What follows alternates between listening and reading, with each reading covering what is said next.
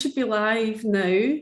I kind of trust this now because before I was like going and checking and making sure it was, but I think we're all right. So I just want to welcome everybody that's catching this live. If you're not, if it's on a replay, then just pop it into the comments and say whether you're watching live or replay.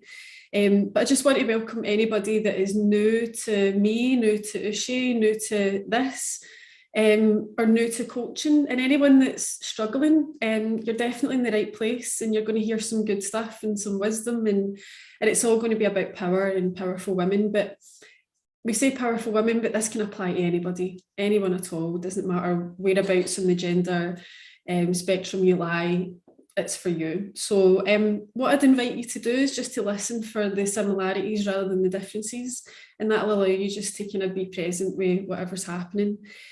Also, the last interview that I did, the internet died, and we're going to do a part 2. So if the internet dies on this one, and I'm really hoping it doesn't, then don't worry, we'll do a part 2 and we'll make sure that we get everything complete. So I'm Andrea from Dominant Mindset Coaching. I was a dominatrix for 12 years. I also got sober in 2018, and then I became a coach, helping women and men to create more power in their life. And with me today, I've got Uschi, who I've known for, God, is it about a year or so now? It's quite a wee while. About a year and a half even, I think. Oh, no, about a year, yeah. Yep, and I first met Uschi through a training program that I was part of, and we just became like instant pals. And I'm so delighted to have you on. So Uschi, do you want to introduce yourself and tell everybody a wee bit about you and what you do and what you're about? Yeah, absolutely. Thank you so much for having me, Andrea. That's really, it's a pleasure and it's an honor. So my name is Uschi Baumann, and I run a little coaching company by myself called Rethink Coaching and Consulting. Mm-hmm. And my focus is really people who are, you know, I say mid-career, but it doesn't have to be a career, somewhere in their midlife. And the common theme that I have with the people, and it's probably reflective of my own life, and I will probably come to that in a moment, people who are in their life and who kind of seem to be a bit stuck. So life has happened to them, right? Yep. And life, it's kind of, you know, you're on that rat race, and suddenly you think, is that really it? Isn't there more to life than this? But then you're so in motion that it's really hard to take that control back, right? Mm-hmm. And that's what I want to help people to take that control back and step into their inner leader. Because everybody, each one of us has an inner leader. It doesn't have to be somebody leading a company or whatever. Everybody has their own inner leader, but you just have to uncover it. And that's what I want people to do, uncover their own inner leader. Oh, I love that. And you also do hypnotherapy, don't you? Yes, I do. And in fact, yes, in fact, this is, I find, I'm basing my coaching on kind of 3 things.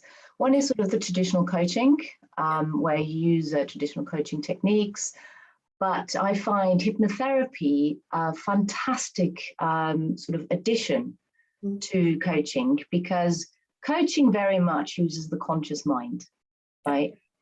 And uses your rationale and all of those things. But so many things we do are driven by our subconscious. Yeah, so much, and hypnotherapy really helps with that. So you can ask your conscious to take a little bit of a breeze and a rest, and I can then work with the subconscious of the person. So often people have this really deep-rooted belief about themselves, right? And that's something that is hard to shift rationally, but it's much easier if the subconscious helps it. And then the third element I do is called mental fitness. Mental fitness, it's based on positive intelligence. Okay. Fascinating area. It's a brainchild of a wonderful man called Shirzad Chamine. And what it does is it almost rewires your brain. It uses some of the neuroscience and the positive psychology, cognitive behavioral science and performance science. And the interesting bit is, whenever you work through change, very often we walk away, we say, you know, I'm done now, I know what I do. and then it trails off, right? But that mental fitness makes change stick. It makes it really embed itself because it really uses your brain to practice. It's a 6 to 8 week practice that you can do in parallel to all the changes you work through. And it just stays with you. And it's amazing. It's fascinating. It grounds you. It's such a brilliant program, honestly. Oh, amazing. I'm actually in the middle of the training for that at the moment. And I'm finding a lot of stuff coming up for me. So Yeah. when I did and I don't know if you saw the stuff that I've done with Yannick as well, and that's all based around that. But I first started doing that, and when I first did the assessment, I got a 10 out of 10 for hyperachiever. And so, which makes perfect sense, because if I'd got a 9 out of 10, I'd have been furious. So I got a 10 out of 10 hyperachiever. And what I've noticed is when I'm going to do the exercises, I'm like, I'm too busy for that. I've got stuff to do. I've got things to be getting on with. I can't make time. And that's that hyperachiever coming out. Yes. So it's really, it's such interesting stuff. It's like a big mirror up at my face, and I'm like, oh gosh, right, okay, that's what I've been doing. So I'm loving that. So, yes. So what would you say, or what do you think makes a woman powerful? So I think what makes a woman powerful is, the first thing is to know herself. Spending time to really uncover who we truly are, right? What's important to me, and the second bit is what is lovable about me. Love yourself, show yourself empathy, be kind to yourself, right? So often we are kind to other people, but never to ourselves. We're so harsh to ourselves. And we're so, we're setting high standards, or at least I do. And then if we don't comply with them, the hyperachiever, the stickler, being a perfectionist, and then we're just so harsh with our own selves. So the power really is to find yourself, be true to yourself, and just follow that. And that uncovers an instinct that you can then really follow and be true to, right? Does that make sense? Absolute sense. Yeah, I like that. And it's such a soft approach to it as well, because I think a lot of the time we hear power and we think it's a dirty word, it's harsh, it's controlling, it's all these negative things, but actually power is gentle. And you're right in saying it's about being kind to yourself. That's powerful. In fact, when you think of that, is right. So the word power means to you what you make it to mean for you, right? So it's your own definition of it. Yeah, and I think that's so important. And you don't have to adopt somebody else's definition. If you want to be powerful, you can be powerful in a soft and gentle way, if that's you, right? Yeah, absolutely. And that's powerful in itself, having the power to define what power means for you. And also to not, I think we conflate power and control. So I was speaking to Maria about this earlier, about how when we hear power, sometimes we think having power over people or using power to exert a force over someone, but it's really about taking the power back for me, it's about taking the power back for myself. Where am I giving it away to? Where am I allowing people to trigger me and set my emotions for me and dictate how I think, act and feel?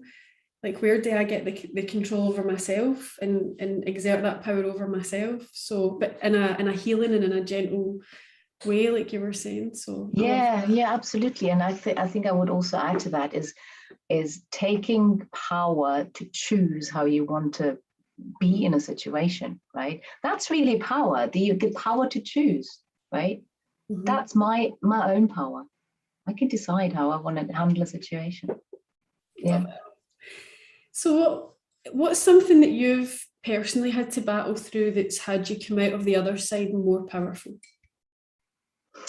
So, and I think that's kind of speaks to a little bit the type of people that I work with, right? So if I look back on my life, I had I had a very interesting, very colorful, very exciting corporate life, corporate career. And it was quite successful. I lived in various countries. I worked in different cultures, in different organizations, different industries even. And it was a very exciting place. And one job sort of followed the next, although, you know, they kind of all kind of happened rather than being directed by me, right? Mm-hmm. And then in parallel to that, I've always had that little nudge in the back and, you know, a little voice in the back saying, wouldn't it be great to have your own business? Wouldn't it be lovely to have your own business? But, you know, can I really do that? What would it be? I can't really take the risk. You know, I'm comfortable where I am. And so it kind of kept going. And then I reached sort of the middle of my career and I ended up in a job that I really struggled with. And I didn't know at the time why. I now know why. Mm-hmm. At the time, it's one of those, I'm just doing a little series on stress to burnout, you know, and that's exactly where I was. I was in a very stressed job, and that stress got out of hand, and I was at that cliff, falling off into that burnout. Mm-hmm. And I said to myself, hold on, I've got a beautiful family, I've got 2 lovely children, I've got a husband, I have myself to look after. I can't let that happen. I can't fall off that cliff. So I stopped. I put the emergency brakes on and said, no, can't continue. And that's not like me at all. Well, that's another interesting thing. I always define myself up. I am not a risk taker, right? I've identified myself with that. It's another challenge that everybody can start thinking about. What do you identify yourself with? So I've decided to, okay, just going to bite the bullet, hand in my notice with nothing to go to. Okay. So I did, yeah. And it was the best decision ever. It was, yeah, decided to go. That's it. So what are you doing next? Like, I don't know. So I did recharge my batteries first, and that was well needed. And then I started to do a bit of an introspective journey about what's next. I had my own coaching, and I did a lot of thinking, and I walked into different directions, and then for one reason or another, it kind of dawned on me what I really truly enjoy doing, and that is working with people to help them take that journey that I did and take control, and, you know, step into that power and leave that identity behind of I'm not a risk taker. I'm just going to go for it. What's there to lose, right? And so what was that experience like for you, you know, leading up to that and then biting that bullet? Like, what was going through your mind? Like, what were the emotions that came up for you, and what was that like? How did it impact your life? It's an interesting question, actually. And there is a lot of you know, we talked earlier about the different, you know, your hyperachiever and all those kinds of things. So those mind talk that we have, right? So I had a very, I had like a little angel and a little devil sitting here. The little angel said, well done, you've done great. Finally, you've moved yourself out. You looked after yourself. The devil said, but you're disappointed, right? You failed, you gave up, you didn't, you know, all of those things that you wanted to achieve, you gave up on yourself, on everybody else, on the team, on the boss, and so on and so forth. So it was a real struggle with those 2 dynamics fighting with each other. Right? Yeah. I now know, you know, you're a hyperachiever, I'm a pleaser. I'm one of those 9-point-something pleasers. I please everybody else. I take my own personal health and safety and boundaries always second or third or fourth or last, right? Okay. But to a point where you just, it's detrimental to yourself, right? You become almost, it's not that I got bitter, but it's like, you feel upset about it, that you always put yourself last. And today I know that this feeling of I'm disappointing everybody came from that pleaser. But what I forgot on the journey is that self-empathy. Who looks after me if I don't do it? I'm the first one who needs to look after myself. And then when I'm well, then I can look after everybody else. That's a journey that I had to learn. I'm glad I did. I'm so much better for it. And it's interesting you saying that, putting other people first before yourself. I put tasks first before me. Interesting. I'm like, I'm tired, I could really go, but actually I still get that thing to do, and I could really go and type that out. And then everything else becomes an obstruction to that. So, you know, maybe I really love a shower before I go to bed. But if I'm working on something and I know that it's time to wind down, I'm like, no, that's an obstacle right now to what I'm doing. And I get so single-minded and so focused on get more stuff done, be more productive, because that's where I placed all of my values. How productive am I? I've done it right through life. I was always a straight A student at school because I was like, I don't want anything less than an A. And then right through uni. And then when I failed that exam at uni, that was it. I didn't know how to fail. I was like, oh, I don't know. I'm not going back. I just didn't go back. I dropped out. Suddenly your identity is at stake, right? Aye, absolutely. I've got to protect this, what I think this is. And that was what I did for so many years.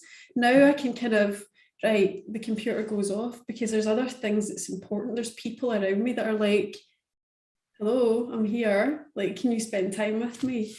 And I need to realise that, you know, I had to realise that time off isn't a crime.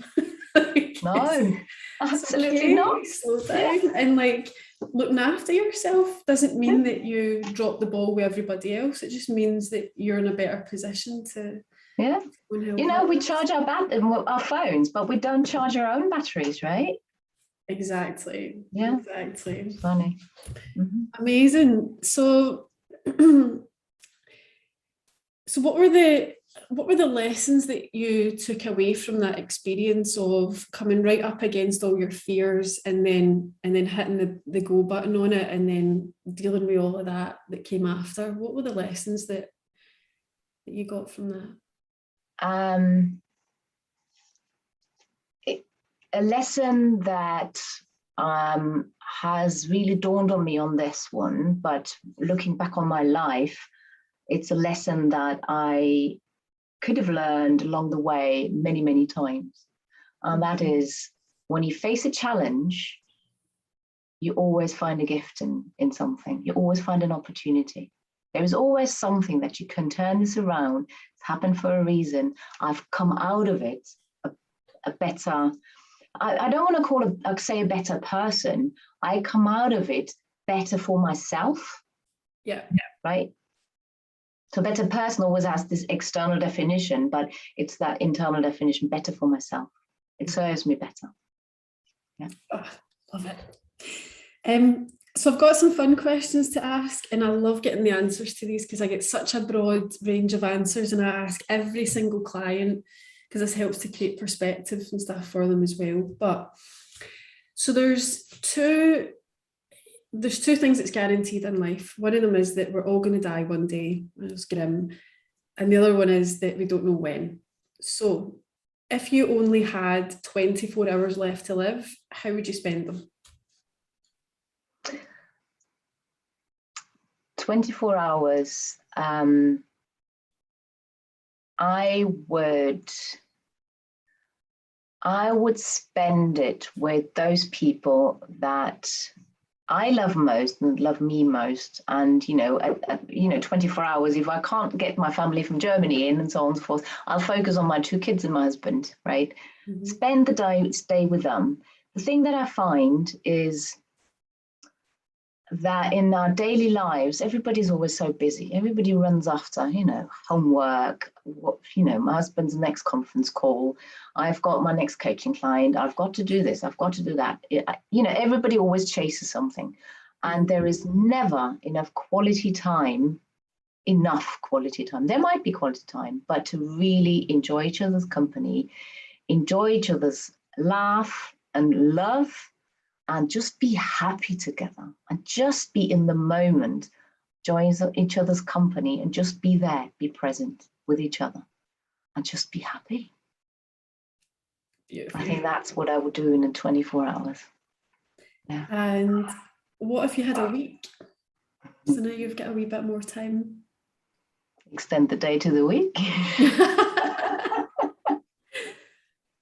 Yeah, but I would probably bring more people into the boat, right? Okay. I've been away from my family in Germany now for over 20 years, especially in the last 2 years. It's been hard not to be able to go and see them. And they're coming next weekend, my parents, which is probably going to be their last trip, but very exciting to be able to spend a bit more time. And when you can't do that, it shows you how much you miss it and how much you need it, yeah, and how much they mean to you and how hard it is to be so far away from each other. So I think I would expand that happy, surround myself with people that I love to a broader audience, bring them all together. And what if you had a year? Wow. Now, in a year, I would probably expand into another passion of mine, which wasn't able to sort of be in my life much in the last 18 months, and that's traveling. Yeah. I love seeing the world. I love different cultures. I love languages. I speak a few.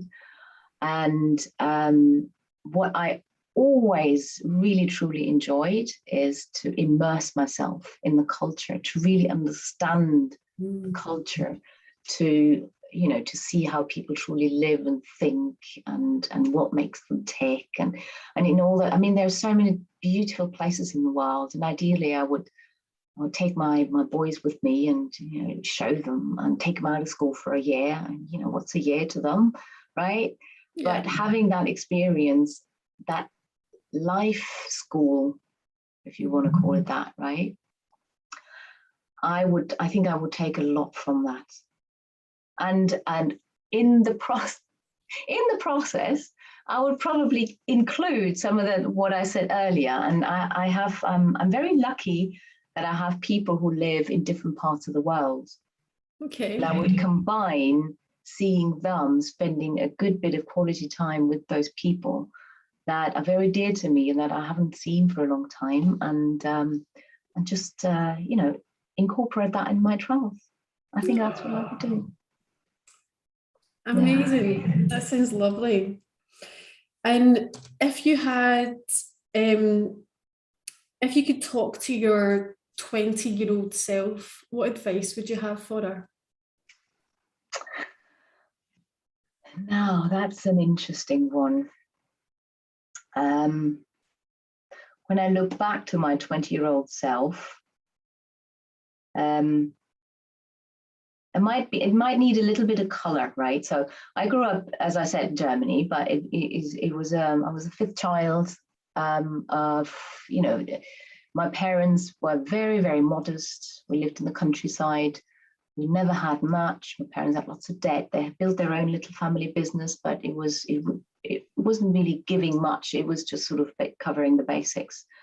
And both of them, I think both my parents would have really enjoyed more education, more choice in life, more breadth in life, right? And I grew up in that interesting dynamic where on one hand, it was encouraged to go and learn, to go and see things, to go and try and be independent and go and spread your wings. On the other hand, there was their own experience of holding you back and keeping you small. And no, you can't do that. We're just too unimportant. We're just that little family in that little village. We don't have a voice. You can't do that. You can't throw yourself out there, right? Yeah. So there is this dynamic. So I would say, luckily, I think the power of encouragement was stronger, and I did stand up, and I did say, I want to go study, I want to go live abroad, I want to do this, and I've followed. I now know that what happened, what I did is I didn't take no for an answer. I just didn't want to take no for an answer. And if I was to look back to my younger self, I would say, be stronger about it, be confident about it, don't take no for an answer, and know yourself. Spend more time knowing yourself better so that you know what you truly want and go for it. Lovely. And if your 90-year-old self could see you now, what do you think she would say to you? I think she would say, gosh, finally she's doing what her heart's desire. Not quite, no, not quite so harsh, but she would probably say, keep doing what you're doing. Continue to look for the opportunities and the challenges. Don't let yourself get down by challenges. Because, you know, any situation can be turned around. And just be strong and be in the moment. Don't worry too much and just do what you want to do and follow your heart. I think that's what, and she would probably say, well done for, you know, switching your corporate career for your coaching worlds. You're in the right place. Love it. So what, when you do leave this earth, what kind of legacy would you love to leave? I think what I would, so my passion in life was always making a difference. Making a difference in the corporate world. I made differences to teams, to processes, to numbers, yeah. But what really touches my button is making a difference to people, right? Helping people to, you know, after working with me, being in a better place. So helping many people, as many people as I can, to shift, to take back control, to get there. So that's what I would love to do, just touch as many lives as I can, making a difference. And I mean, I like to talk to people a lot about their purpose and what is it that gets them kicking their duvet off in the morning? What makes them move when everything's stacked against them? What makes you find the opportunity in every situation, like you were saying before? So what would you say is your purpose, or put another way, your powerful why?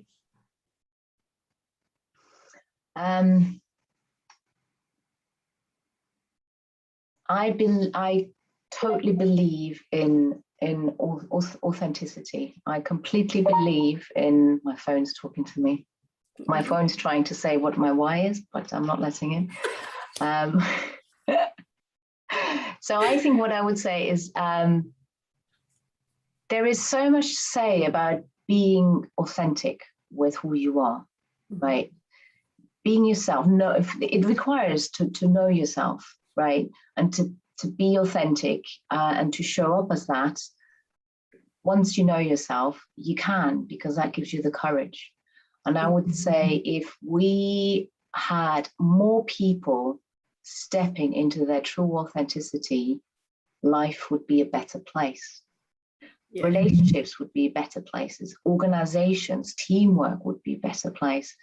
I think if we get more people to really get there and get rid of that armor, that protective armor, and to say, I can be powerful in the way that I am, in my, you know, edgy way, or in my soft way, or in my, you know, caring way. But if you're truly yourself, then you can show up as yourself, and then you don't have to use power against somebody or control over somebody else, because you don't need it, and then life would be much better for all of us. I think that's my why. That's my big why. Okay, I love it. And any final advice for any women that are watching, or just anyone that's watching? So I would say, and it goes back to, knowing yourself, being authentic, spend time understanding what is important to you, not what's important to others. We spend so much time in our lives being imposed on what you should be doing, how you have to behave, cultural norms, this norms, that norms, expectations from family, expectations from partners. But if you know what is important to you and who you are and your true self, then you can manage that a lot better. You can stand as a strong tree in the wind, and then if a storm comes and you're deeply rooted, then you're strong and you can stand up and you can be a lot more powerful in the way that you show up, and in a genuine way, in the authentic way. Right? I think that's what I would say. And of course, if you know what you want, don't take no for an answer. Go for it. You know what you want, don't take no for an answer. I love that. Unstoppable. So how can people contact you if they'd like to contact you? So I have a website. It's behind me there. Rethink CC. So that's important. Rethink Coaching and Consulting.co.uk. That's my website. Okay. I have just started a YouTube channel. Oh, nice. Which is, I think, the same name, Rethink Coaching and Consulting. I am on Facebook. Okay. I also have a Facebook page that you can ask to join. It's called Space to Rethink. Nice. Yeah, in one word, Space to Rethink. Okay. And that's really what I want everybody to come there for, is to, have a place to rethink, have a place to contemplate and hear some different ideas, some different perspectives, and rethink your own position. We have a safe space, right? And you can find me on LinkedIn, Uschi .Baumann, I think, or / Baumann. You'll find me. There is not that many Uschi Baumans out there. And I'm on Instagram as well. Ah, amazing. Yeah. So I'll put all of these links into the description anyway, so that people can definitely find you. But this has just been amazing, and I'm so glad that you came on and that we got to catch up and everything. And Likewise. It was just really honoured to hear all of your story and all of your perspective on all of this. So thank you so much. And well, thank you for the opportunity. And I always enjoy talking to you. And it's just brilliant what you're doing with the different types of people. I mean, some of the other people that you speak to are so different, but actually that is another important message. And that is a message I still need to remind myself often. Don't compare yourself. Yeah. It's not worth it. Don't compare yourself. Otherwise you're not you. Just be you. Just, there's be no you. Power in the realm of comparison. There's nothing there for you. There's nothing to be gained, because they've walked their journey, you've walked yours, and there's always someone comparing themselves to you as well, and we forget that. Good point. Very true. Yes. So yeah, amazing. Thank you so much. I'll drop you the YouTube link so you can share it about if you'd like to, and I'll get all of your details and stuff on. But for everybody that's watching, please go and join the group, and I'll speak to you very soon. Thank you. Thank you. Thanks for listening.